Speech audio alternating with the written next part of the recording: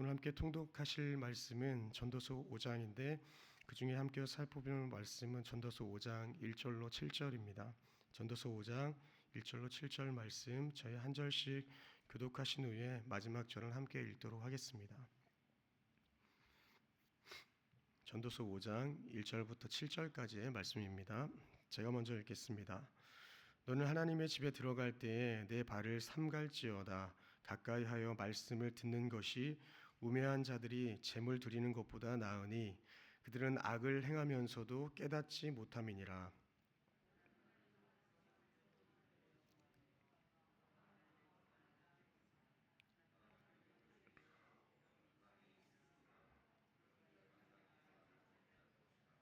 걱정이 많으면 꿈이 생기고 말이 많으면 우매한 자의 소리가 나타나느니라.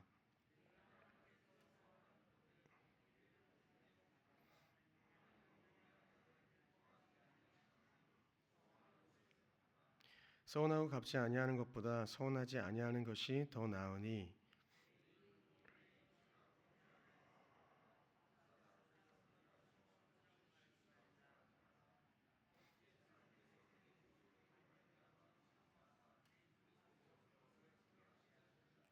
함께 읽겠습니다. 꿈이 많으면 헛된 일들이 많아지고 말이 많아도 그러하니 오직 너는 하나님을 경외할지니라. 아멘. 오늘 말씀의 소제목을 보시면 하나님을 경외하라라는 주제를 가지고 이야기하고 있습니다. 이 말은 해 아래 인생의 허물을 극복하기 위한 그 유일한 길이 여호와 경외라는 것을 잘 보여주는 것입니다. 하나님과의 바른 관계 설정이 이 모든 문제의 근원적인 해결 책임을 저희는 이 시간 깨달아야 할 것입니다. 경외라는 단어는 이 공경하고 두려워하다 또는 어려워하다라는 뜻을 가지고 있습니다. 이것은 잘 아시다시피 이 무서움과 공포로서가 아니라 하나님과의 주권과 하나님의 그 주권을 우리가 인정하는 자가 가지는 거룩한 두려움, 경건한 공경심을 이야기하는 것입니다. 저희는 하나님을 향하여 경건한 공경심을 가지고 있는지 이 새벽 저희의 마음을 한번 돌아보시기를 소망합니다. 혹 하나님의 말씀을 쉽게 생각하거나 내가 가볍게 여기진 않았는지 우리의 삶을 돌아보면서 참 주님께 경외함을 올려드리는 주님께 두려운 마음과 공경심을 가지는 저희의 삶이 되기를 소망합니다. 느헤미야 7장 2절에 보시면 하나냐라는 인물이 나옵니다. 이 하나냐에 대하여서 평가할 때에 충성스러운 사람이요 하나님을 경외함이 무리 중에 뛰어난 자다라고 평가하고 있습니다. 저희 모두가 이러한 평가를 오늘 받게 되는 은혜가 있기를 소망합니다. 그럼으로써 우리가 하나님을 경외하게 되고 그 경외함을 통하여서 삶의 모든 문제들로부터 자유하게 되는 그 해결책을 우리는 맛보게 되는 은혜가 있기를 소망합니다. 오늘 본문을 통해서 알 수 있는 것은 무엇입니까? 첫 번째로 하나님을 경외하는 자는 형식적인 그 신앙생활에서 벗어나야 하고 그리고 하나님의 말씀에 온전히 순종하는 자라는 것입니다. 본문 1절에 너는 하나님의 집에 들어갈 때에 내 발을 삼갈지어다 라고 기록합니다. 여기서 하나님의 집은 솔로몬 왕이 지은 예루살렘 성전을 가리킵니다. 이곳은 하나님이 임재하시는 장소이기에 하나님의 집이라고 불려졌습니다. 사람들이 하나님의 집에 들어가는 이유는 무엇이었습니까? 그것은 하나님께 제사를 드리기 위함이었습니다. 그런데 본문에서 하나님께 제사를 드리러 가는 자에게 조심해야 할 일이 있다고 기록하고 있습니다. 그것은 내 발을 삼갈지어다 라는 것이죠. 여기서 삼갈지어다로 번역된 히브리어 샤마르는 조심하다, 신중히 행하다, 준수하다 등의 뜻을 가지고 있습니다. 그러니까 이 말은 하나님께 제사를 드리기 위해 성전에 나아갈 때에 하나님의 거룩함과 그 위엄을 온전하게 저희가 인식해야 하고 망령된 행동을 하지 않도록 주의해야 한다라는 것을 가르치는 것입니다. 전도자는 왜 이렇게 말했을까요? 이 하나님의 거룩하심과 오묘하심에 대한 이 의식 없이 일상적인 의식만을 반복하다 보면 그 의식이 가지고 있는 본질적인 의미를 상실한 채 의식 자체만 비중을 대기 때문에 그러한 형식주의에 빠질 수 있는 것을 우려했기 때문일 것입니다. 그러니까 전도자는 내 발을 삼가라는 이 말을 통하여서 이스라엘 백성에게 또 오늘을 살아가는 저희 모든 성도님들에게 자신을 영적으로 거룩히 단장할 것을 요구하고 있습니다. 이것이 첫 번째 하나님을 경외하는 자의 삶인 것이죠. 형식주의에 빠지지 말고 항상 하나님 앞에 신중히 행하라는 것입니다. 이사야 1장 12절을 보시면 너희가 내 앞에 보이러 오니 이것을 내가 너희에게 요구하였느냐 내 마당만 밟을 뿐이라 이렇게 기록합니다. 내 마당만 밟는다는 것은 어떤 의미입니까? 겉으로는 종교적인 일식은 행하지만 마음으로는 하나님으로부터 먼 것을 이야기합니다. 마음으로는 하나님을 향한 진정한 믿음과 순종이 없는 형식적인 신앙생활을 비유하고 있습니다. 우리는 형식적인 예배를 조심해야 합니다. 몸은 교회에 있지만 마음은 다른 곳에 있다든지 겉으로는 신자처럼 저희가 행동하지만 내면에는 하나님을 사랑하고 그 말씀을 실천하고자 하는 그러한 마음이 전혀 없다든지 또는 하나님과의 관계를 단순히 한 의식이나 행위로만 종교적인 모습으로만 생각하고 인격적으로 그 주님께 나아가지 못하는 그런 모습들을 저희는 떨쳐버리고 주님께 인격적인 교제 속에서 그분 안에서 모든 문제의 해결함을 받아야 한다는 것입니다. 본문 1절에서는 분명히 기록합니다. 말씀을 듣는 것이 우매한 자들이 제물을 드리는 것보다 나으니, 여기서 말씀을 듣는다는 것은 말씀을 순종하는 것까지 포함하고 있습니다. 그러니 하나님 앞에 나아가는 자는 제물만 드리는 제사 행위만으로 의무를 다했다 볼 수 없는 것입니다. 실제 삶에서도 말씀을 듣고 순종하는 그러한 산 제사를 하나님께 올려드려야 한다는 것입니다. 그래서 성경은 순종이 제사보다 낫다라고 기록합니다. 사랑하는 성도 여러분, 이 외형적인 화려함보다 황소를 드림보다 진정한 마음의 예배를 원하시는 그 하나님 앞에 오늘 하루도 최고의 마음을 드리며 그분의 말씀에 저희가 순종하면서 살아가는 한 날이 되기를 소망합니다. 두 번째, 하나님을 경외하는 자는 하나님 앞에서 함부로 입을 열지 말아야 합니다. 유일하신 하나님 앞에서 그의 피조물인 인간은 지극히 겸손한 자세를 취해야 한다는 것입니다. 사람 이전에 하나님 앞에 우리의 입술을 조심해야 한다는 것입니다.